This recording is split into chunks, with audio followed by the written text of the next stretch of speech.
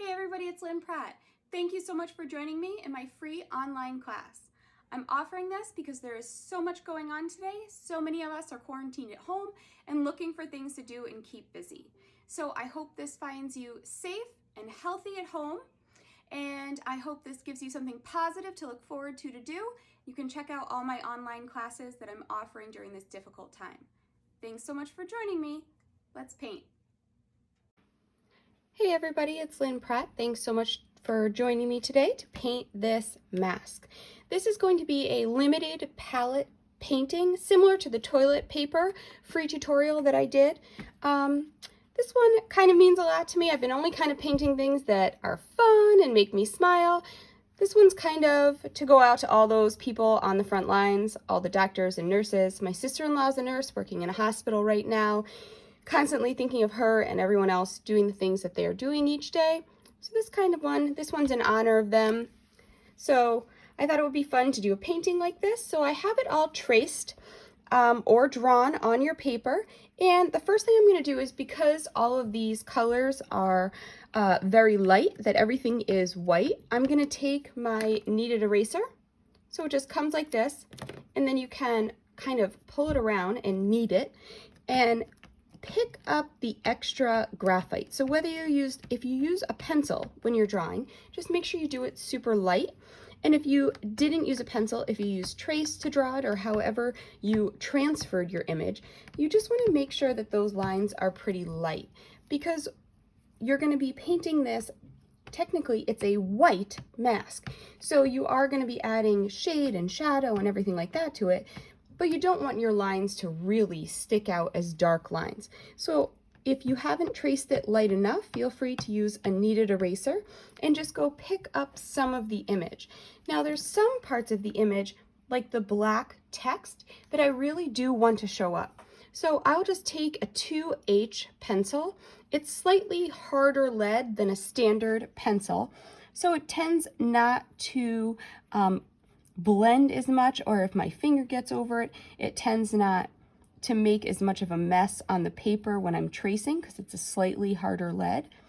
So all I'm going to do is trace over these letters. So a lot of times when I do text, if I have transferred the image, it's really good to trace over the image with a pencil if you are going to do a wash over it, especially a wet into wet wash, to really get that, make sure that it's on the paper and that those lines don't wash away. So if you do it with a 2H pencil, it takes quite a bit to get that off. Even if you use masking over it, which we won't use on this one, but if you do use masking over it, that will also stay on with the masking. So you'll see, even though I will use my kneaded eraser, the kneaded eraser will pick up most of the graphite, but those pencil lines will stay, and they'll also stay once I do that wet into wet wash over it. So I'm going to finish using my kneaded eraser to pick up those lines to get ready to paint. I have all of my lines lightened enough to start, and I'm going to start with a wet into wet wash. So I'm going around the inside of my image, not that extra little part that's around the edge that has where like the mask is all attached together. I'm just doing this inside center section. So when you're doing a wet into wet wash, when you're putting your water on in the beginning, you want to be really careful where you're putting that water. A lot of people, when they're doing a wet into wet wash, they don't really think that, well, I'm just putting on water, it doesn't really matter. And then when they add their color, they can't understand why they're getting out of their lines so easily. So what you want to keep in mind is wherever you put that water, your color is going to flow into. So when you put your water on, you want to be just as careful as when you are going to put your color on. So I'm going right over that nose piece. I don't need to go around it because it's going to be darker. And I've got all of my area wet on the inside. And you want to make sure that it is nice and smooth, that you don't have any puddles of water anywhere, and that everything's just evenly wet. So now I have a mixture of burnt sienna and ultramarine blue that I'm going to add in. So this is a white mask. So you want to make sure that you're leaving parts of the mask white. You want to have highlights and things like that that are white for sure. Now, using burnt sienna and ultramarine, I have a couple different reasons why I'm making my gray out of these two colors. One, these are naturally granulating colors, so when I add them, they do kind of separate a little before they dry. And because this mask does have a texture to it, I really like that effect. If I was painting something that was super smooth, I wouldn't necessarily pick these colors to mix my gray. I would want something that would not granulate and would not separate. So I'm purposely picking these colors for that reason. So again, I just have this mixture of burnt sienna and ultramarine blue. I'm adding some color just about everywhere, but making sure to leave a little bit of a highlighted area kind of coming through the center. The other reason why I like using these colors on certain things is because they are easy lift colors. They lift super easy, so if I have an area that has highlights in it, and I need to lift out that highlight later, I usually can. You can't necessarily always get back to white paper, but you can get pretty close. It works pretty good. So I really like using these colors for something where I know I'm going to be lifting out those highlights, and that makes it a lot easier. So I'm making sure to get this wash in while everything is nice and wet. If it starts to dry, you're really going to want to get out of there at that point. I also have right here, I'm adding a mixture that has just a little bit more ultramarine blue. So on my palette, I have this mixture that I'm using, but I also have a puddle of burnt sienna and a puddle of ultramarine blue so that I can dip into those if I need to as well. So I'm just adding that little bit of shading over to this side. I don't want to get it too dark. It does get pretty dark over here, which we will be able to add more in future layers on it as well, so you don't have to go too crazy making sure that it's all as dark as it needs to be in this first wash. But of course, it does make it easier if you get it pretty close, and then you don't have to worry about it later. So I'm also going to make sure that this wash isn't completely smooth when I'm putting it in, because there are these areas that have the little imperfections in the mask where the mask bends and things like that.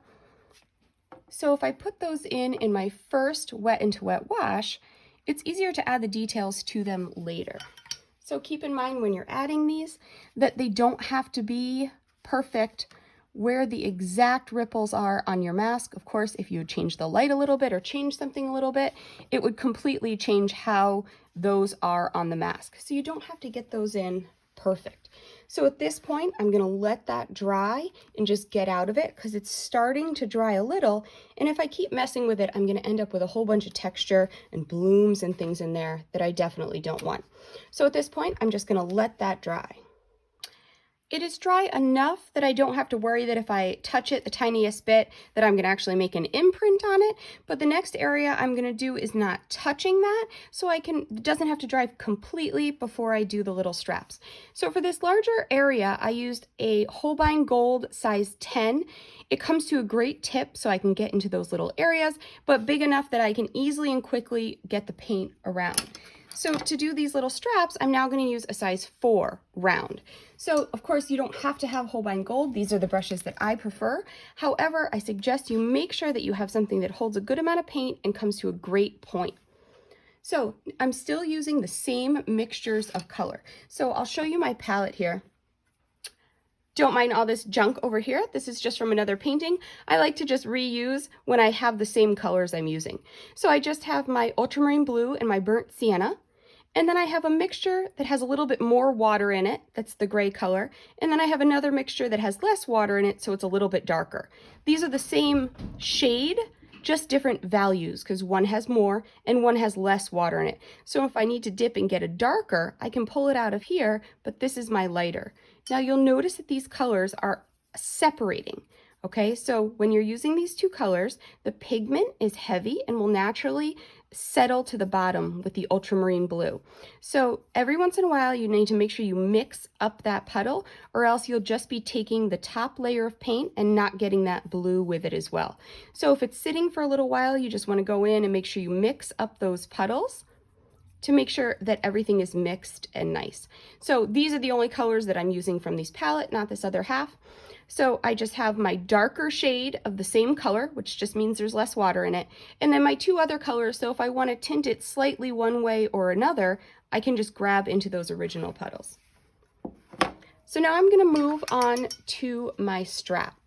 So as I'm doing this, I'm just keeping in mind, looking at my reference photo, where is darker and lighter. And I'm going to start on an area over here because it's the end and I want to make sure I leave that white top. So I'm just going to come into my paint. I'm not doing this area as wet into wet. There is some texture to this, but right now I'm just putting it to the right value, and I will get the texture of the actual elastic in after. So this white is around the top that I want to make sure I preserve there, and then I'm just going to bring my color over and work on one section at a time. So it's kind of all gray here, and then it kind of blends out into the lines in the elastic, and I'm just going to kind of let it feather out there. Now I'm going to have a light wash of color on most of my strap. I am going to leave little bits white, but I do want it to show up against the back. So then as it comes over to this side, I'm just adding that darker value to the shadowed area over here, and then just rinsing, wetting my brush, and just feathering it off as it comes so that you get that feeling that it's going over under, okay? So I'm just going to keep doing that through the rest of my elastic and just kind of feathering it out. If it doesn't get as dark as you want it, let it dry, and you can come back and do another wash over it. So you don't have to mess with it as it's drying. So I'm just gonna skip around and do the same thing like that. So I'm gonna work from here to here and stop, because that's where it folds over each other. And then I'm gonna skip up and do another area, and then I'll skip back, so I don't have to wait for things to dry, and I don't wanna paint up to them while they're still wet.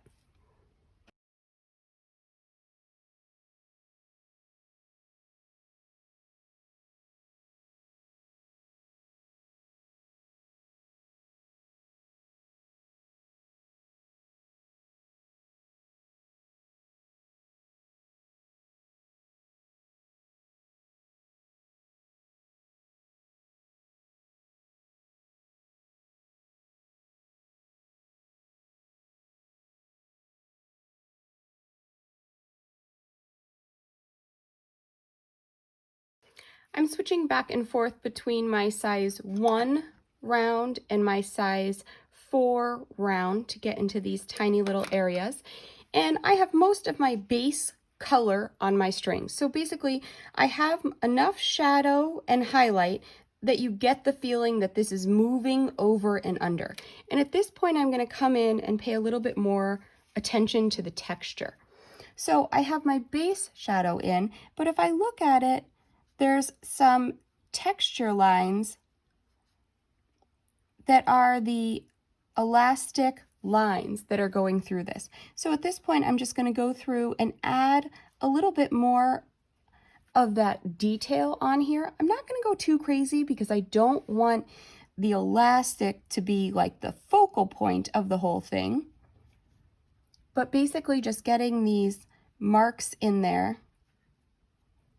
Now, for the areas where I have an edge that's white, I will just put a line on the other side of that, a super thin line, to kind of highlight the edge of that so it doesn't look like it's running off the page and just disappearing. So I will just kind of define the outline of those with a super, super light line in a few places where it kind of just blends off and you can't see the edge. When I put the shadows in, some of the shadows will bring that edge out if the shadow's on the right side of it. So like right here, there's a white edge.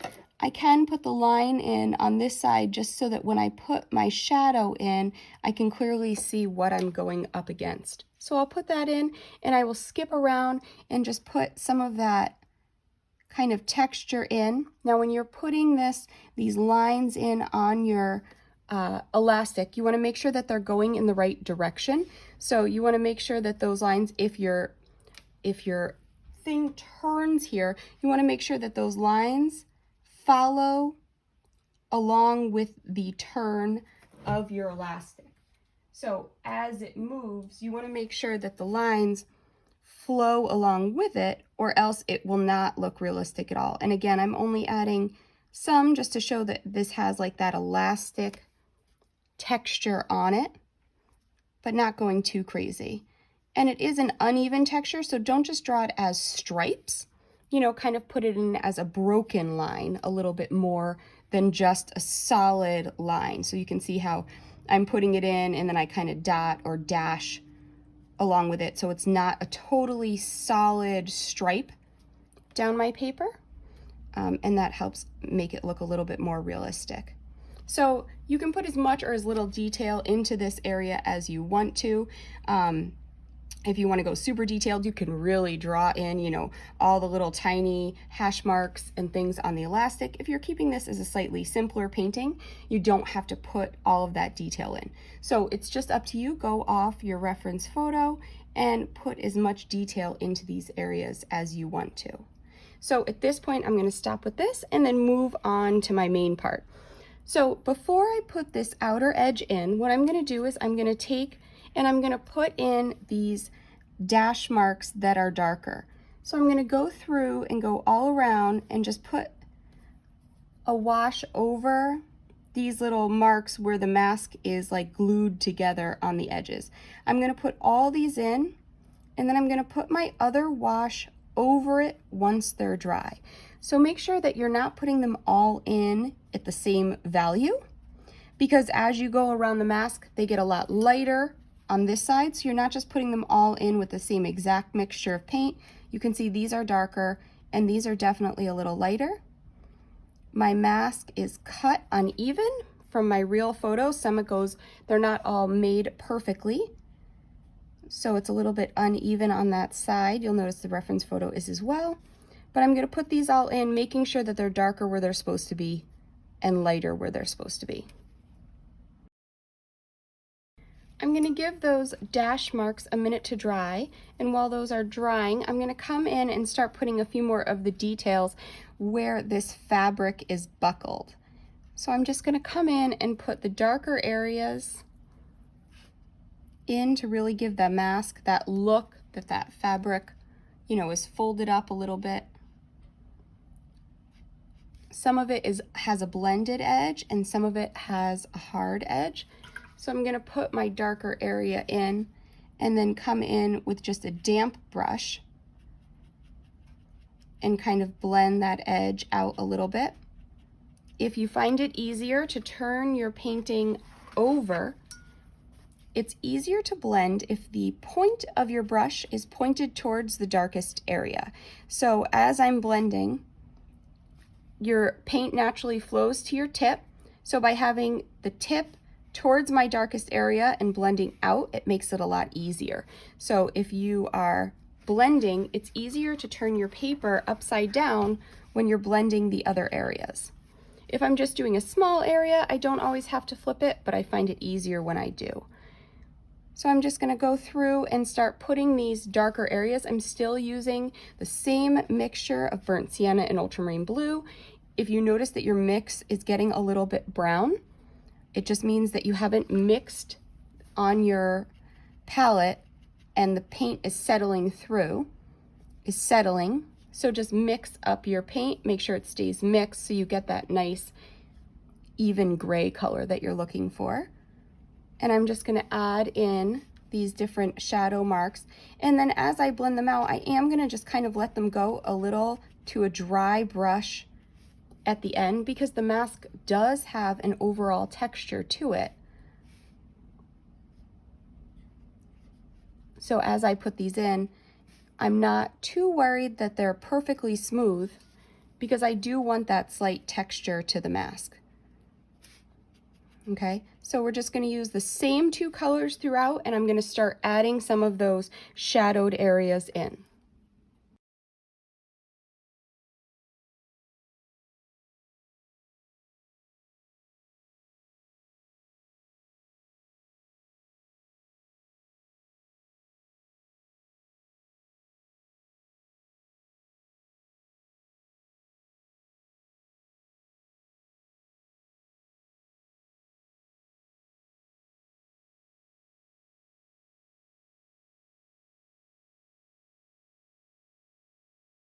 I have most of my shadows and things like that in on my main mask, and at this point I'm just going to start putting my light wash around my outer perimeter edge. So over here it's pretty light, so I'm just doing one little section at a time, going right over those little marks that I already made and just adding a little bit of color. So by adding those first and doing this after, it softens the edge of those so I don't have to go in and blend each one. So that's why I did that first. Let it completely dry, and then if you do too many brushes over them, you'll dissolve them and it won't be good. But if you just brush over them a little bit, it will soften those edges and kind of make it have that natural look that you want it to, and it makes it much easier. So I'm just going to add this light wash, the same colors I've been using, just super watered down, making sure that as it turns the corner where it's in shadow, it gets darker without going over it too many times, because you want to make sure that you don't blend away those marks completely, because again, if you go over them too many times, you'll end up just lifting them. So just getting that wash in, it gets a little bit darker over here. Now, you can also do this in multiple washes. So if you notice you're putting color in and you're just lifting those hash marks, you can stop, let it dry, come back and do it as another layer over that. So if you start putting too many strokes in, just let it be and then come back to it. That's not a problem at all.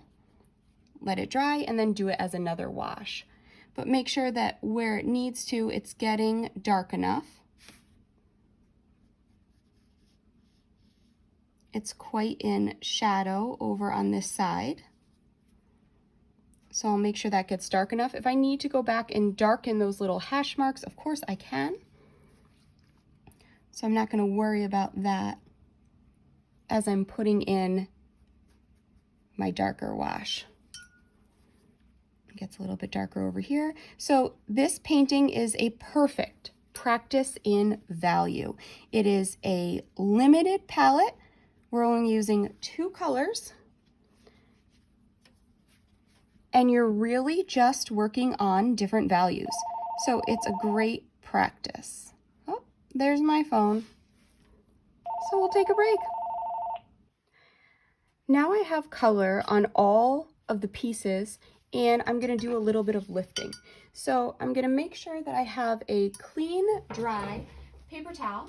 I like using a Viva paper towel because it doesn't have a pattern to it. And I'm going to use my lifting brush, which I like using a size 0 Rockcliffe 250 LH. It's actually an acrylic brush and just has a slightly firmer point, slightly firmer bristles. So it's not hard enough that it damages my paper, but it's soft enough that it lifts it nicely. So at this point, I'm just going to go through and lift some of those areas that are a little bit brighter where there's a highlight. So again, this is why I chose, another reason why I chose these 2 colors in the beginning, because I do know that I can lift them pretty easily. Now, it also depends on the type of paper you have, of course. Different papers will lift differently. The better the paper, the easier it will lift. But I'm just going to go through and lift out some of those highlights. And that's why I wasn't as worried when I was putting that wet into wet wash in, because I knew that these areas would lift out pretty easy. So I'm just going to go through wherever there's kind of an extra highlight and lift out those areas. There's a couple, you know, the ridge of the seam on the mask, things like that. So I'll just go through and lighten that in areas that need it. I don't have too many areas that need it. I stayed pretty good light over here, but if you got too dark somewhere, you can also just lift certain areas at this point. So also down here where these little ripples were at the bottom.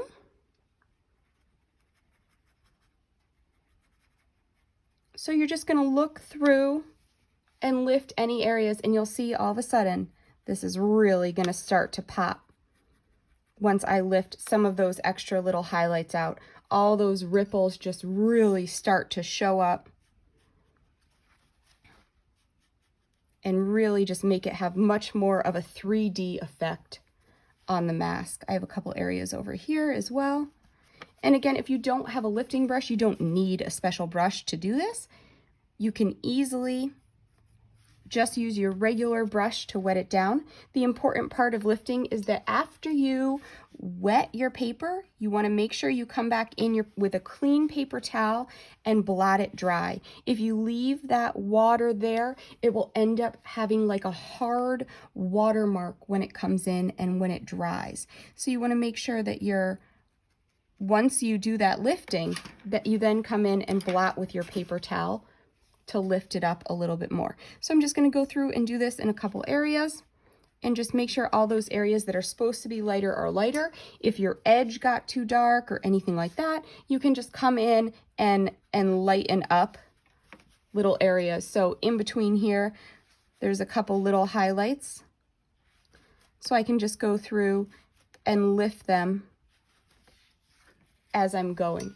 So I'm just going to skip around and do that at this point, and then I will get the shadow started. Then once I have the shadow in, then I can go back and do my final like little adjustments where I need to. At this point, I'm going to come in and do my shadow. Now, because this is all curvy and move, you have different areas of shadow, and I'm going to do them separately so that I don't have to rush through certain sections. So I'm going to just do sections of shadow at a time so that I'm not rushing, I'm not wetting everything at once. So my first shadow is the shadow that's just under this strap. So I have the same ultramarine blue and burnt sienna, or ultramarine light and burnt sienna colors that I'm mixing for this shadow. I have mixed it a slightly more blue so that it's tinted a little bit more blue than the mask itself. And then I'm going to come in and put these shadows in. So this one is a pretty dark shadow, and it comes in right next to this. Now, I did not draw the shadow in on the drawing because I do not want a shadow to have a hard edge line on my paper. So if you draw your shadow in, then you end up with a hard edge where the edge of your shadow is. So I've put this in, and then I'm coming back with a slightly damp brush, not too wet, and I'm blending the edge of that shadow so it's not a super hard line. Now, sometimes I'll do it where I like wet the paper first and then do that, but I don't have to because I have such a small area that I'm adding the shadow there. So then I have a slightly lighter shadow that comes down this way. So again, you're just looking at your reference photo and you're kind of putting these in where they go, not going too crazy with your shadows. There's quite a few reflections because I had light coming from a few different areas, so I'm not going too crazy. I just want to give the illusion that the light is coming from this direction and it's casting a shadow down. So now that these are in, now I'm going to scooch over, and this one's up in the air a little bit, so there's actually a shadow a little bit that's under this, just a tiny bit. And again, I'm going to come back in with a damp brush and just blend that edge so it's just a soft shadow. Then I'm going to come and do inside this little area. So I have a darker shadow that comes across this side of here that is casting down. And then I'm just going to rinse my brush and blend the edge of that out. And then I have a little bit more that's coming in this way, that's kind of going under like this and going across. And again, the key to this is just keeping it simple, blending the edge, having good control over your water so that you're not having hard lines. and just putting in some of the shadows. I'm not going crazy and putting like every single shadowed area in everywhere. So now while that's drying, I can easily come out and do this shadow that's out here. It kind of comes out a little bit. And again, I don't have it drawn, so I'm just going off of my reference photo, making sure I'm really careful about my edges and putting that shadow in. And then I'm coming back with my kind of washed off a little bit damp brush and just blending that edge, okay? I just don't want it to be a hard line. Some of them do have a slightly harder line and some are super soft, depending on how high up in the air the elastic is and how the light is cast down. So I'm just going to blend those in and try to get out of them as soon as possible so I'm not messing them up. Okay, so I'm just putting them in and then letting them stand. Now this shadow does come down around here, so if it's still a little bit wet, I can do it at the same time without really blending into that and causing blooms. But if your shadow has already dry or hasn't dried yet, is just starting to dry, just leave it and then you can come back and do it later. So this shadow comes down right in around here. Okay, and then I'll come in again and soften the edge. So I have the point of my tip, the point of my brush going towards the darker area. I've made sure to blot off the excess water so I'm not adding too much water. The key in doing this is controlling the water on your brush. Okay, and I'm just feathering that out so that it has a slightly soft edge. And my brush is pretty much dry when I'm coming back in and doing this. So see, I went into that and kind of messed it up a little. So I'll just add some more paint while it's still all wet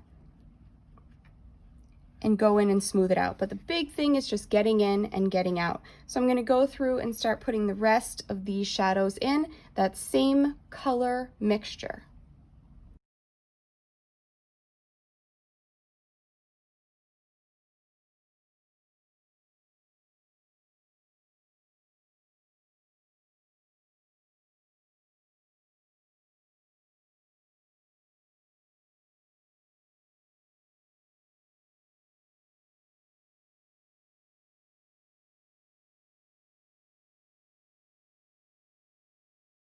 I have most of my shadows in and they are dry. And at this point, I'm just going to go back and add another layer on any areas that didn't get quite as dark as I wanted them to. Also, certain areas that there's like a hard shadow because it's almost touching the ground and there's just like a sharp shadow right under it, and it's going to help outline and kind of emphasize the edges of my mask. So I can go and add that as a second layer. Now if you're adding a second layer to a shadow, you want to be really careful that you're not lifting the first layer, because remember, the reason we use these colors is because they are such easy lift colors. So it is hard to go and touch up things without lifting the original. So keep that in mind when you're going through them. If you don't have to touch something up and you're kind of just being nitpicky, it's always better to just leave a shadow. If there's a chance that it looks okay, it's always good not to mess with it. And if you have any areas where your edges didn't get quite lifted as you want them, you can just take your brush or your lifting brush, and just like we lifted out the highlights, you can lift or blend an edge. So say I just want to blend this edge just a tiny bit, I'm just going to come in with a very, very lightly damp brush, wet that edge, and just blend it. So if some of your areas dried before you had a chance to blend them, you can go back and blend them by lifting that hard edge just a little bit. Just go over it real gently. You can use a lifting brush or your regular brush and just kind of soften those hard edges. Again, remember that you want to go back and blot with that paper towel for sure to soften those edges, or else they will not when they dry, you'll get that hard watermark. So any areas that are rough, you can go over with a second layer, or any areas that didn't get dark enough. But I think I'm pretty much done with that at this point. So now I'm just gonna do my SAS Safety Corp. So you have two options. You can mix a great black using just burnt sienna and ultramarine. You do not need to use another color in order to get that black. You really just wanna mix those two colors evenly and you'll get that perfect color. And then I'm just gonna come in and put my text in. Now, of course, you don't have to have someone be able to read this perfectly, so I'm not going too crazy about making it absolutely perfect. Remember, it's printed on a mask, which is uneven and it's blended and moving. So I'm not going too crazy getting it necessarily as dark as it was. And I'm just putting those details in. I have a size 1 brush that I'm doing this with. And I will probably use a smaller brush to do that tiny little lettering on the bottom. So I will come in with a smaller brush to do that. But again, I don't want this to be like the highlight of the whole painting, so I'm not making it quite as dark as it actually is, or quite as black as it actually is, because that would be the darkest area of my whole painting. And I really just don't want the name on my mask to be the highlight. So I'll come in with a much smaller brush and do that other tiny print as well. So here I have a 2/0 Holbein Gold, and I can come in and do this little lettering. So you'll notice that I did not put the rest of the lettering under this. I did not put all that extra stuff under. I didn't think it was needed. If you do want to put that in, you can, of course, put that into your painting, but you don't have to. So that's always something that you can think about. Now, where it's lighter, I'm going to have it a little bit lighter, and where it's darker, it would be a little bit darker. And at this point, I'm just going to go through and touch up different areas that I need to. So any areas that need to be a little darker or lighten a little, this is the point. I have everything in for the most part, and I'm just going to tweak and adjust little areas. If you want to add a little bit more texture to your mask, because there is a definite texture to it, when you add your darker areas, you can add a little bit of texture by just adding a little bit of dry brush to give it kind of a look that it is not a completely smooth surface. So this part is totally up to you, depending on kind of how rough or not you want to make that look. Some of the areas have a little bit of texture, and I'm going to add in different areas that needed to get a little bit darker, a little bit lighter at this point. So just go around, and you're obviously going to do the areas on your painting that need it, not necessarily where I'm putting it in. If your areas got dark enough there, obviously don't add it on your image. But go around, make sure that the areas that are supposed to be dark are dark enough so that it really just looks like a three-dimensional mask at this point. That is your goal, that it really has that feeling when you look at it, that it looks three-dimensional. Also, sometimes it's fun when I have these that I can come in and take the actual mask that I had. Now, of course, the lighting's not the same, but it's kind of fun to stick the original right up to it and see how good I did. I did paint this at the exact size, so if you're doing this at an 8x10, it is the exact size of the real mask. So that's kind of fun to do as well.